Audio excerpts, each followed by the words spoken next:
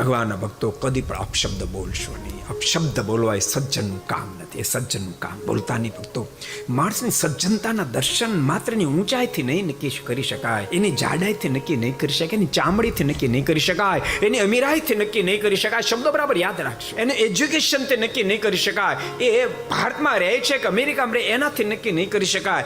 માણસની ખાનદાનીના દર્શન કરવાની તો બાપ એની વાણીથી નક્કી કરી શકાશે, એના જીવનથી નક્કી કરી શકાશે. સજ્જન વ્યક્તિના મુખમાં અપશબ્દ શોભે નહીં. કોઈલને પથ્થર મારીને કોઈ ભગાડી મૂકે તો કોઈલના મોઢામાં કોઈ કાગડાની વાણી બોલાય નહીં. મોરને મારીને ભગાડી મૂકે તો કોઈ ગધેડાની વાણી બોલે નહીં. તો જે વિશ્વમાં હોય સજ્જન વ્યક્તિ, તો બાપ એ કેવી રીતે ખાંડો શબ્દ બોલી શકે? એવું પડી ગઈ છે ને તો થોડા દાડો તમારે વધારે સાવધાન રહેવું પડશે. એમ બહુ ફાસ્ટ ગાડી જાતી હોય ને તો બ્રેક જલ્દી લાગે. તો નક્કી કરો, જ્યારે પણ અપશબ્દો બોલાય છે, જેટલી ગાળો બોલાય એટલી પ્રાયચિતની માળા કરીએ. અઠવાડિયા 15 દાડામાં ઓટોમેટિક બ્રેક લાગે, જીવન દિવ્ય બનશે.